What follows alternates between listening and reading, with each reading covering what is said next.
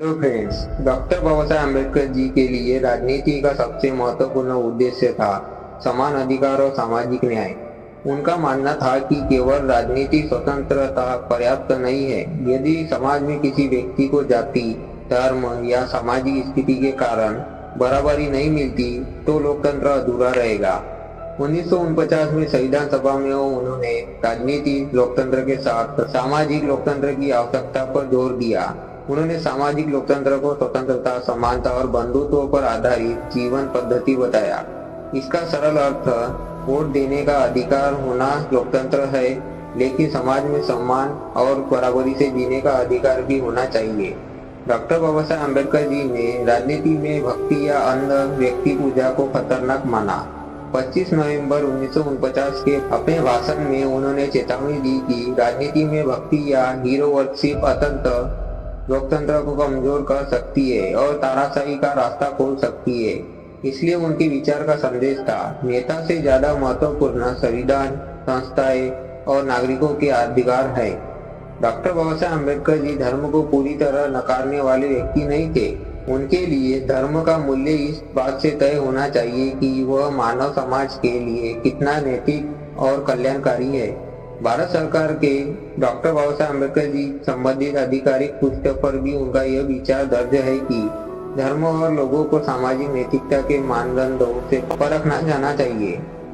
यानी उनके लिए सवाल ये नहीं था कि धर्म है या नहीं, बल्कि सवाल था धर्म इंसान के साथ कैसा व्यवहार करना सिखाता है। यहाँ डॉक्टर बाबा साहेब अम्बेडकर जी के विचार काफी कठोर और महत्वपूर्ण थे। उन्होंने इनहेलेशन ऑफ कास्ट में तर्क दिया कि जाति व्यवस्था केवल सामाजिक आदत नहीं थी, बल्कि उसे कुछ धार्मिक मान्यताओं और शास्त्रीय अधिकार से भी समर्थन मिलता था। इसलिए जाति खत्म करने के लिए केवल सामाजिक सुधार पर्याप्त नहीं होगा, उन धार्मिक मान्यताओं की भी आलोचना करनी होगी जो जाति को उचित ठहराती है। इसका अर्थ ये नहीं है कि डॉक्टर बाबा साहेब अम्बेडकर जी हर धार्मिक व्यक्ति या हर धर्म के खिलाफ थे। उनका मुख्य विरोध असमानता और जाति आधारित व्यवस्था से था। डॉक्टर बाबा साहेब अम्बेडकर जी का दृष्टिकोण थोड़ा सूक्ष्म था। राज्य को किसी एक धर्म पर पक्ष नहीं लेना चाहिए, लेकिन नागरिकों को अपने धर्म को मानने, पालन करने और अपने धार्मिक आस्था रखने स्वतंत्रता होनी चाहिए। संविधान सभा की बहसों में धर्मनिरपेक्ष राज्य की व्याख्या करते हुए यह विचार सामने आया कि राज्य किसी विशेष धर्म को संरक्षण या प्राथमिकता न दे और किसी नागरिक के साथ उसके धर्म के आधार पर भेदभाव न करे। इसलिए इसे सरल भाषा में ऐसे समझ सकते हैं, धर्म व्यक्ति की आस्था हो सकता है, लेकिन सरकार के अधिकार और नागरिकों के अधिकार धर्म के आधार पर अलग अलग नहीं होने चाहिए।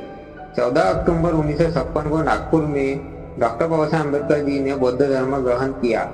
यह उनके लंबे समय से चल रहे सामाजिक और धार्मिक चिंतन का परिणाम था। भारत सरकार के अनुसार उन्होंने 1956 में बौद्ध धर्म अपनाया और उसी वर्ष द बुद्धा एंड हिज धर्म काम करते हुए उनका निधन हुआ।